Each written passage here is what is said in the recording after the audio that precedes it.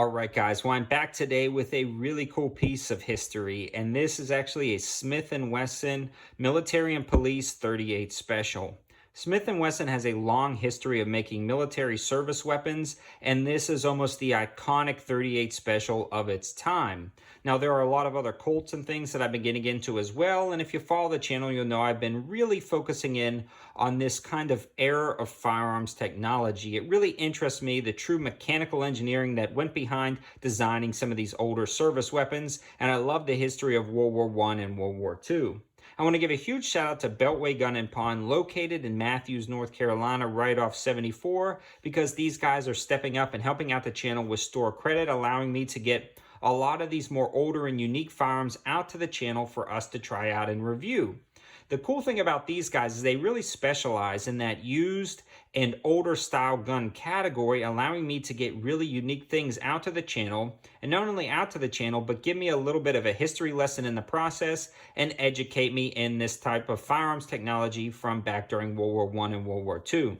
It's really good, guys, on the days of the internet to sometimes just stop, slow down, and go into your local gun shop and really communicate with these guys, because they've been doing it for a long time, and Beltway Gun and Pawn is a great resource. So if you're in Matthews, North Carolina, check these guys out.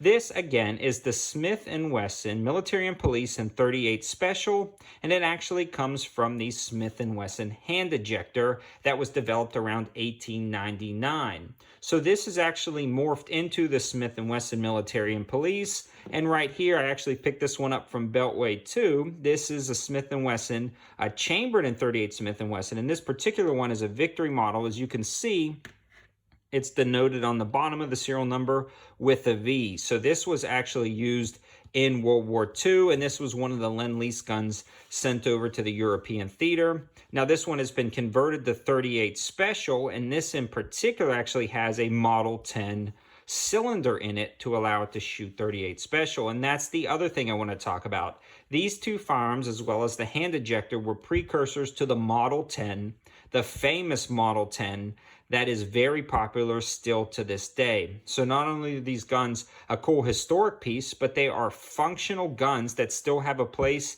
in today's modern firearm technology and modern personal defense.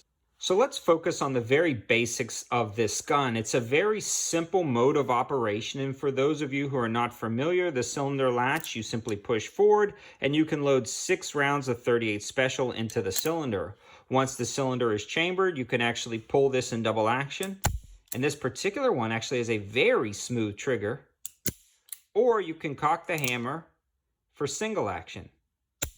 And guys, if you've ever fired some of these older Smiths, the craftsmanship is amazing, and the quality of components is amazing on these things.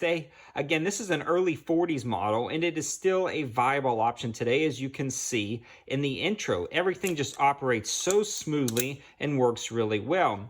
Now, when you're looking at revolvers like this, and you're picking up used revolvers from pawn shops and things, Beltway Gun and Pawn has given me some tips, and that's a lot of times to check the timing and the bore and the overall condition of the rifle. In some ways, I check the timing of an older revolver like this as I simply put my hand on the cylinder with very light pressure and I cock the hammer. If it rotates and locks into place, and you can actually pull the trigger while the hammer is backed, you can check the lockup and timing a revolver that way. So again, a little pressure on the cylinder, cock the hammer. As long as it still rotates and locks into place, you should be go. And then at this point, you pull the trigger and then feel the lockup on the revolver. Just a little tip and trick that I've been utilizing in picking out some of these older revolvers. Some surplus Model 10s have been hitting a lot of the surplus websites lately, and they are really cool, and it started getting me interested again in this platform. So while I was looking around at Beltway Gun and Pawn, I saw this guy laying there, and I started to ask some questions because I had never really got a lot of information about, again, the military and police 38 Specials. I did get some information when I picked up this Victory model from these guys, and I like this gun, but I was, this one for me being converted is not really collectible anymore, but it is a cool piece of history that you could actually shoot with 38 specials. So when I found that this was made during the same time frame, and this is most likely a commercial version or a civilian version, and it is pretty much all correct, I really like the fact that you could still shoot 38 special out of this and it be a viable weapon. I found myself actually hitting the target fairly simply with something like this, and actually being able to take it down to the range, enjoy shooting it, and not worrying about destroying the collectability, since this one is in a little bit rougher shape, but still in perfect functional condition. Now, when I was looking these up online, they can find them for around $400 in this condition, but I believe Beltway had about right around $300 on this one. So I thought a pretty good deal to add to the collection. I was really excited to get it out. So if you're ever in the area, swing by and check these guys out. I really appreciate the support on their channel.